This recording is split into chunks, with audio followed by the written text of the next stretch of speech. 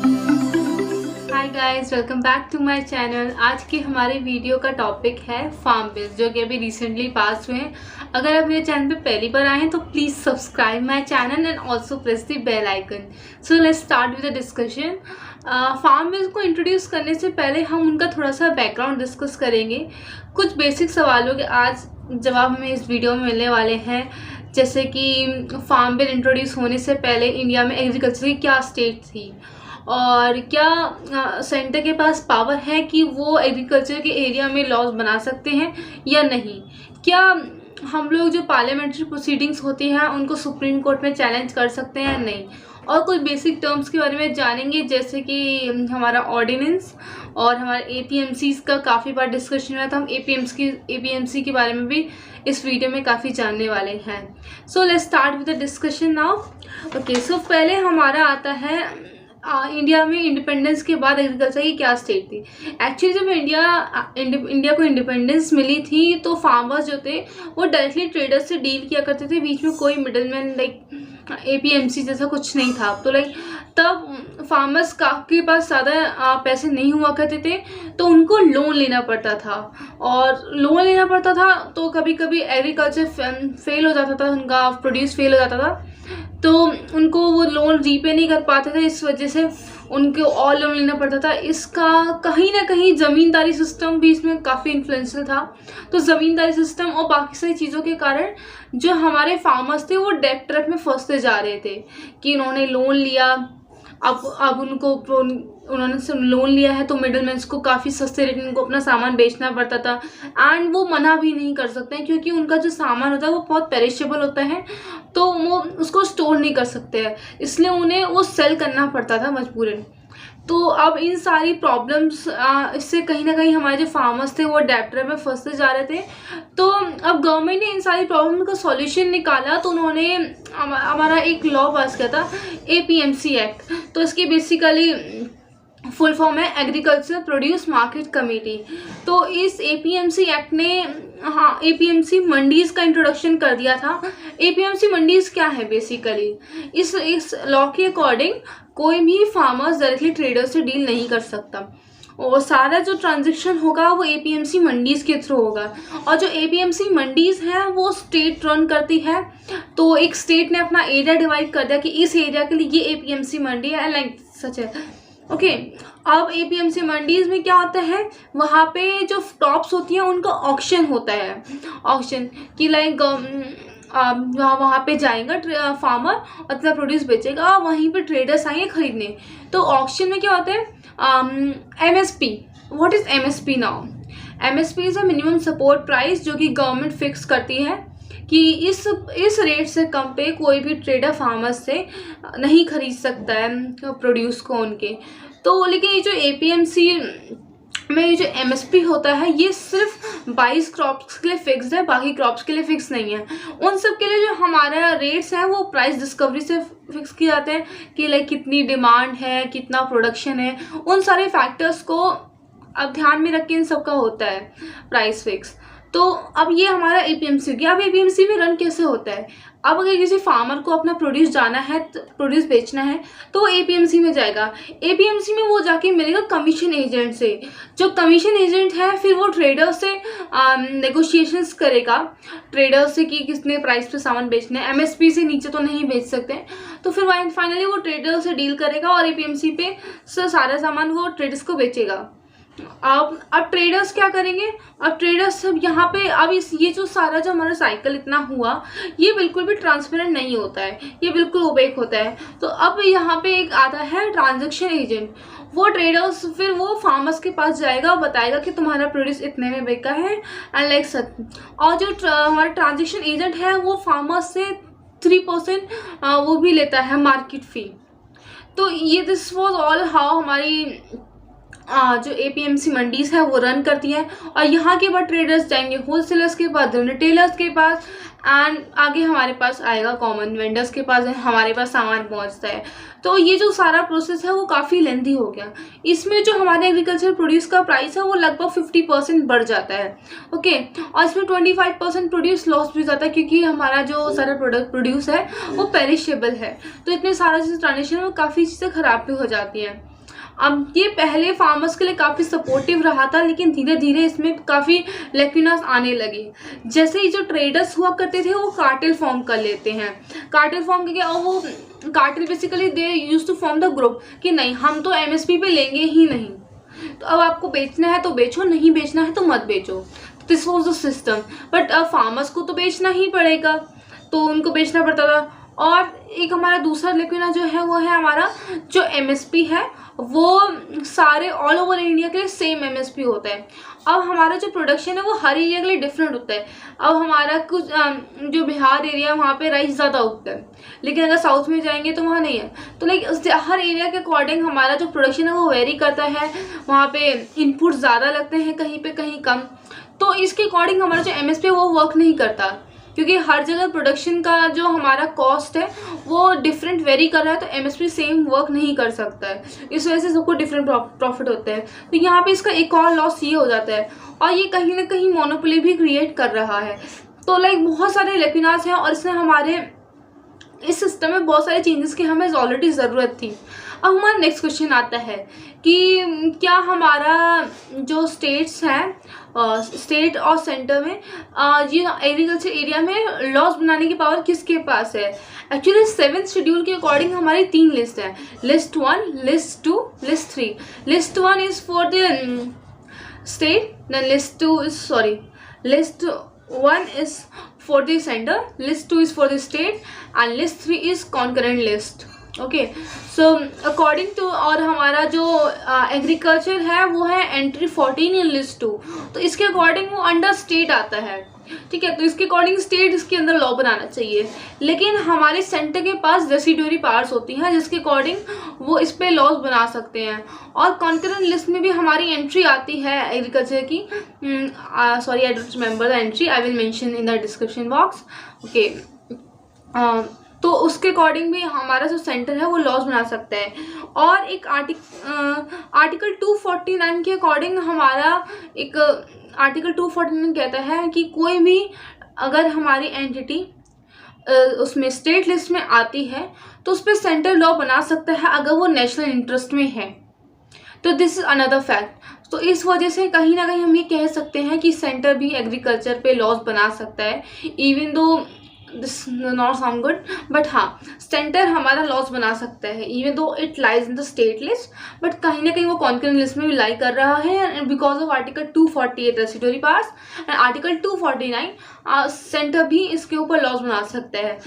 अब हमारा जो अगला क्वेश्चन था कि क्या हम लोग पार्लियामेंट्री प्रोसीडिंग्स को सुप्रीम कोर्ट में चैलेंज कर सकते हैं, लाइक अभी हम लोग कर रहे हैं कि this law is wrong and all, काफ़ी फार्मर्स प्रोटेस्ट कर रहे हैं और काफ़ी चैलेंज किया जा रहा है। तो क्या हम रियलिटी में सुप्रीम कोर्ट में जाके चैलेंज कर सकते हैं सिर्फ पार्लियामेंट्री प्रोसीडिंग्स को? कहने अगर हम कर सकते हैं, लेकिन उसके लिए हमारी कंडीशन होती हैं। अगर वो पार्लियामेंट्री प्रोसीडिंग अनकॉन्स्टिट्यूशनल होती हैं, इलीगल होती हैं और इरेगुलरिटी, तो ये 3 पॉइंट्स है, अनकॉन्स्टिट्यूशनल, इलीगलिटी और इरेगुलरिटी के ऊपर हम चैलेंज कर सकते हैं।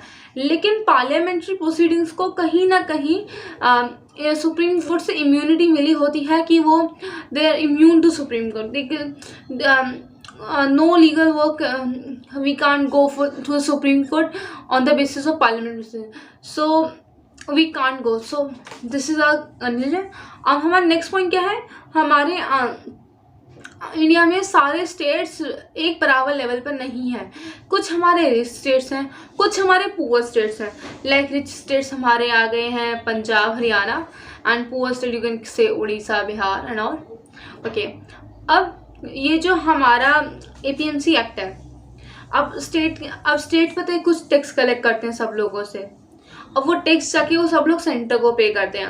अब सेंटर क्या करता है कि जो स्टेट्स रिच होते हैं उनको वो थोड़ा सा उसमें से कम रिटर्न देता है, क्योंकि उनको वो ऑलरेडी अपने सेल्फ सफिशिएंट होते हैं, उनको वो वहाँ पर उनको ज़रूरत नहीं होती इतनी सपोर्ट की। लेकिन जो पुअर स्टेट्स होते हैं उनको सेंटर ज़्यादा सपोर्ट करता है।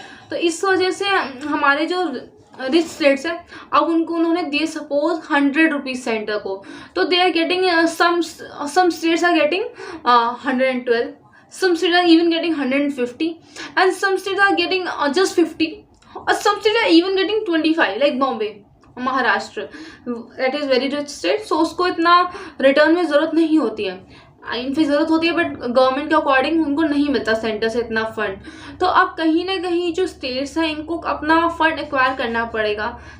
तो अब ये लोग क्या करते हैं, ये अपना फंड्स लेते हैं, टैक्स कलेक्ट करते हैं। तो ये जो इनका जो ये अपना टैक्स कलेक्ट करते हैं। जैसे फॉर टेक एग्जाम्पल में हम पंजाब का लेते हैं। पंजाब में मंडी टैक्स हमारा 3%, 3%, 2.5%, ओवरऑल इट्स लाइक 8 to 8.5% हमारा जो मंडी से APMC मंडी से इनसे टैक्स आता है। ठीक है, अगर ये जो हमारे न्यू लॉज आ रहे हैं इनसे ये APMC मंडी हट जाएंगी तो फिर ये टैक्स कहाँ से आएगा। तो कहीं ना कहीं स्टेट्स को ये अपना जो उनका जो टैक्स का आता है वो भी कम हो जाएगा, तो उनके पास फंड्स कम होंगे, तो वो अपना इतना इंफ्रास्ट्रक्चर डेवलपमेंट नहीं कर पाएंगी। अब हम बेसिकली आ जाते हैं अपने 3 फार्म लॉज पे, जो बेसिकली क्या कहते हैं। तो हमारा जो पहला हमारा फार्म लॉ है, फार्म बिल है, वो ये है farmers empowerment and production agreement on price assurance and farm services ordinance 2020। So this is the first one. अब ये एक्चुअली इसका हम कुछ शब्दों में अगर मतलब जानना चाहें तो कहेंगे एम्पावरमेंट, फार्मर्स को ये एम्पावर करता है, प्रोटेक्ट करता है on the basis of legal agreement, जिसमें वो प्राइस अश्योर करता है एंड फार्म सर्विसेज को अश्योर करता है। तो ये कहीं ना कहीं हम शॉर्ट में कहें तो ये कॉन्ट्रैक्ट फार्मिंग को इंट्रोड्यूस कर रहा है, जहाँ जो हमारे फार्मर्स हैं वो डायरेक्टली इनडायरेक्ट कॉन्ट्रैक्ट्स होंगे ट्रेडर्स से।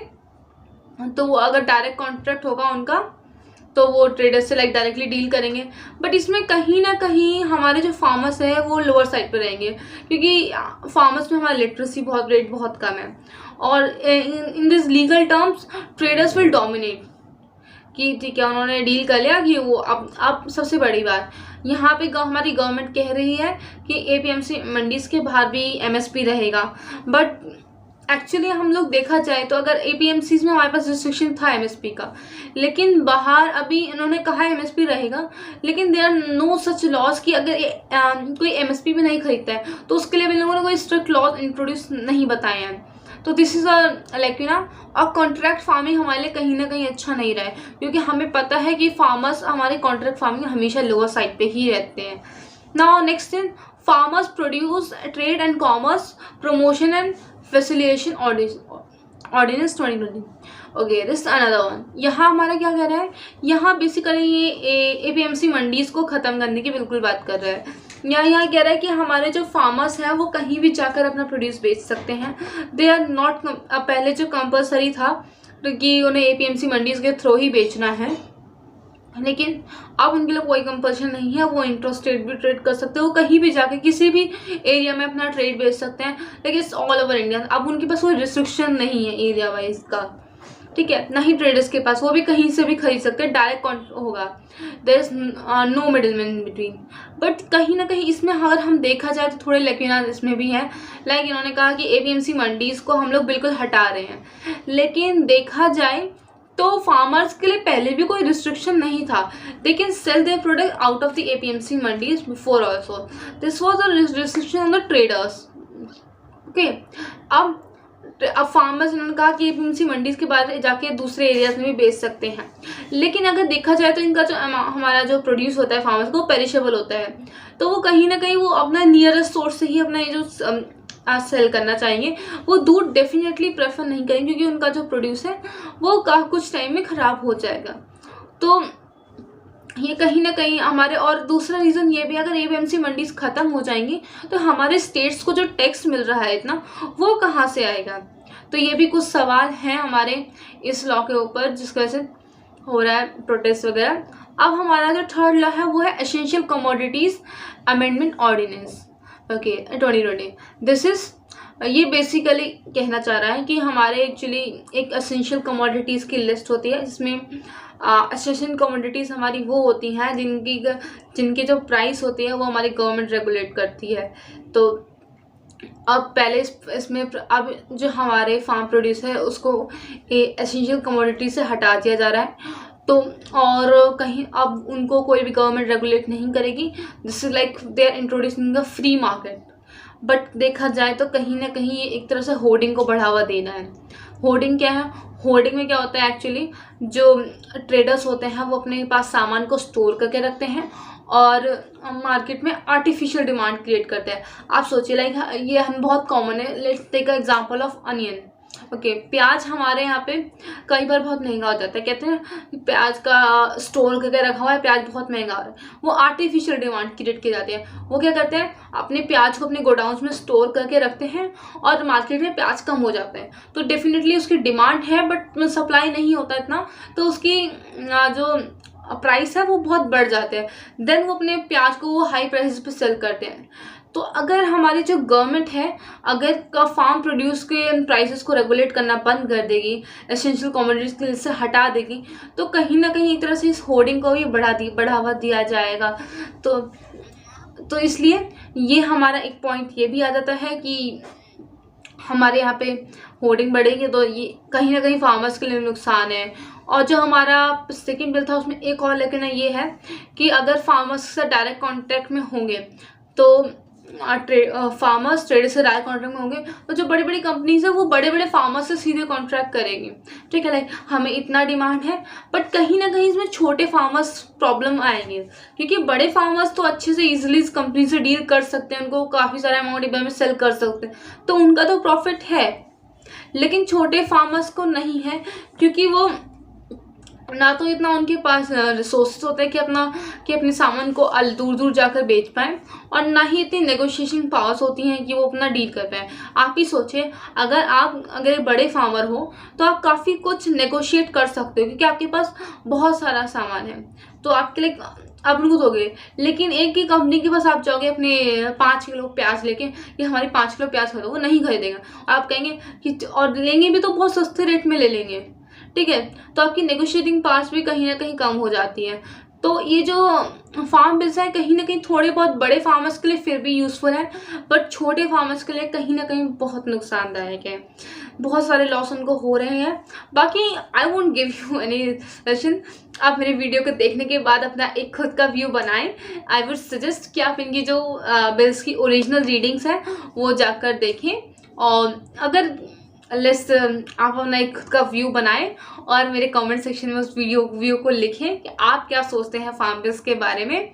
और अगर आपको कोई भी इस फार्म बिल से रिगार्डिंग कोई भी डाउट हो, क्वेरी हो, तो वो भी आप कमेंट सेक्शन में लिख सकते हैं। और अगर आपको कोई नेक्स्ट वीडियो को स्पेसिफिक टॉपिक चाहते हैं आप जिसके ऊपर मैं नेक्स्ट वीडियो बनाऊं, तो वो भी ज़रूर से कमेंट सेक्शन में लिखें। And please keep supporting. Thank you so much.